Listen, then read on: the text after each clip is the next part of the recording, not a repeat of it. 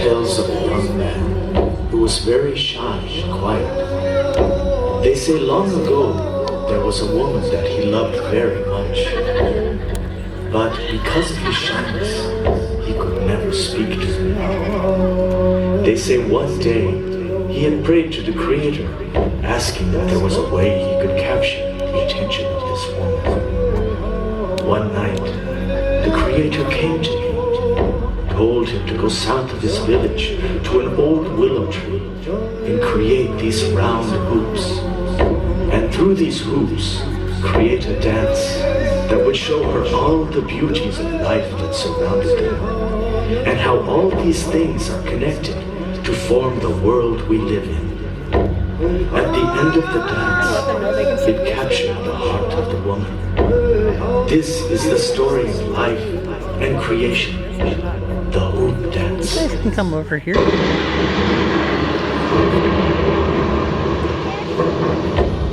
Would you like to come over here? Yeah, you can see a little better. Here you go.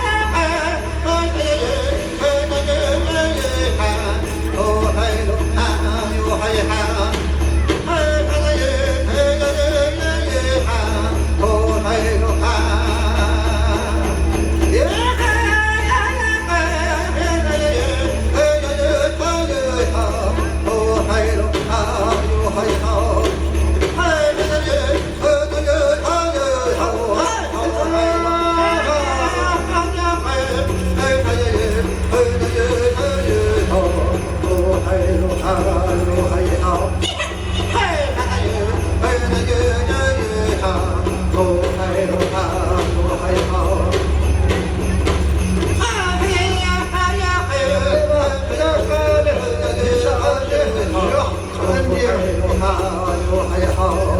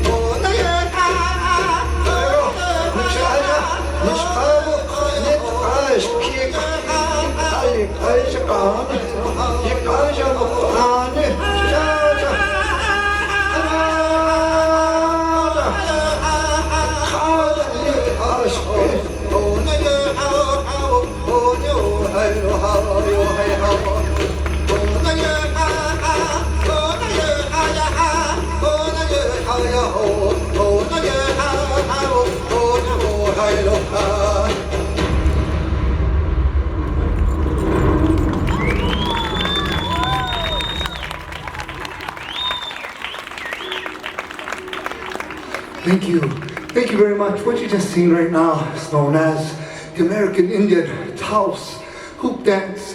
This style of old Indian dance, originally hundreds of years old, born in the village of the Taos, for a young man's dream. Through this style of dance, our older people use hoops, creating images, showing respect to all living life. Some of our older people, they say, originally, this was a very old dance of courtship. The very first hoop used represented being born into the world. Throughout the dance, images of land, sky, water, animals, birds, bear, elk, deer, horse, tree, flower, turtle, an eagle's nest, even the formation of a snake into a ladder are created. Here to my right, this adobe home structure dwelling. This is the way it would have looked where this dance was born hundreds of years ago. People lived in homes very similar to this here. Looking upon the top, you will notice a large wooden ladder, one of the formations in the middle of the hoop dance. For myself, my name's Gary Whiskey. I'm a Yuk. I come from a family known as the Chief Burnett, Babnoseki or Kunakwa family. Originally, my family's from the Great Lakes region of the United States. Most of you know the territory of Chicago, Illinois, Michigan, Wisconsin, and northern Indiana. Our tribal society, family, and nation was at the center of this region for hundreds of years. Eventually, our families were relocated to Kansas as prisoners of war. During that time, our people were basically moved today as one of 4 federal tribes in Kansas known as the Prairie Band Potawatomi Indian Reservation, where family tribe today reside. Back there behind you, for those of you a little interested in history or curious, there's some photographs back there, all documented through the Smithsonian Museum and Library of Congress in Washington, D.C. In those photographs, they are all pictures of my family, my father, grandfather, my great-grandparents, and my grandmothers back home on the reservation where they lived. My grandparents, every single one of them, very well noted, documented chiefs and leaders in American history during the shaping of the United States. For all the children that are here right now, y'all having a good time? I want to thank you very much for being here. I know you're learning a little bit about our Native American culture. What are